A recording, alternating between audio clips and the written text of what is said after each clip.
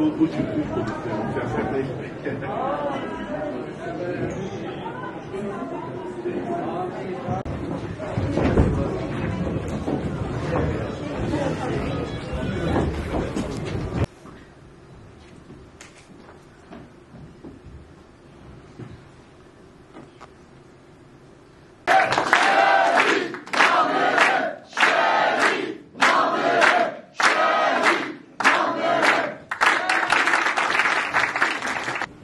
Kitabınızda namertlik var, savaşlarınızda kalleşlik, ruhunuzda düşmanlık var, yüzünüzde çirkinlik.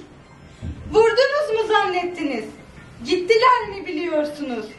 Yanıldınız ey cellatlar, yanıldınız. Bu mücadeleye en büyük katkısını sunan ve bu mücadelenin sembolü olan Sakine'ye büyük bir suikastın olduğunu biliyorduk.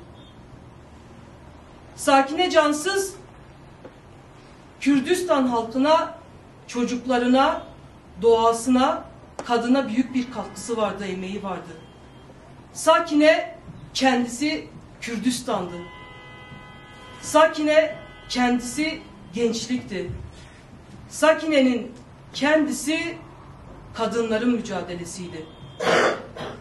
Onlar bizi kendi vatanımızdan, kendi coğrafyamızdan, bizim olanı bizden alan ama her türlü sömürüyü Kürt halkının üzerinden yapan en büyük sömürücülerden bir tanesi. En büyük zulmü, en büyük işkenceyi gördük.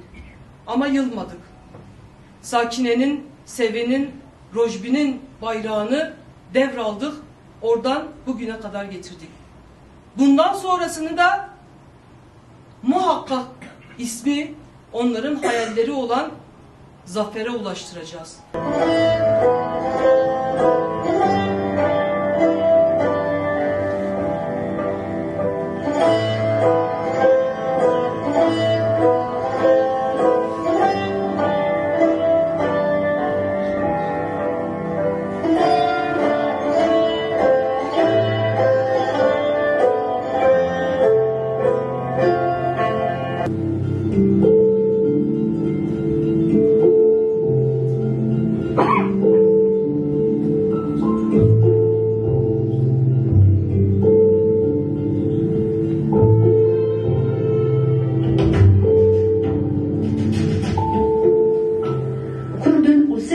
Koşuna jinan temsil dikin.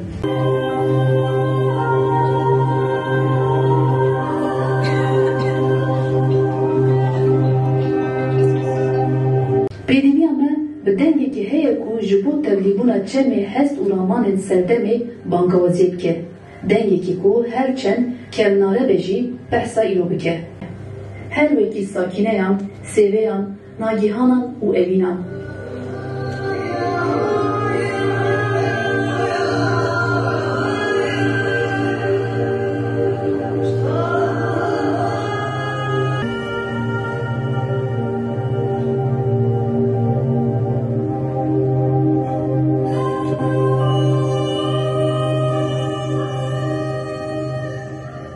Mücadele etmek, mücadele araçlarına ulaşma çabası vardı.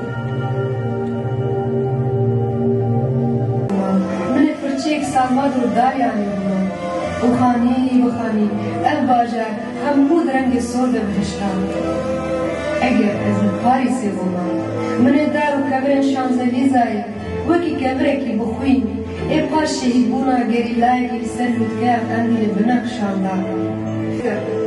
û bilozana ve dîroka Kurdan anî heya îro. Eger ez li Parîsê bûma, mine niha wekî Eliya Macîd, cilên hemû jinên porzer û çavşîn ciwan bikira û alayek Kurdistanê wan bibêça. û eger ez li Parîsê bûma, mine li zengilê deriyê her malekê bida û bigota, dibe hûn deqîqeyekê bêdeng bin. Îro Qasîmlo li ser bulintirîn lêra bajêr, ve li me qosa şînê bide. Ew ji ber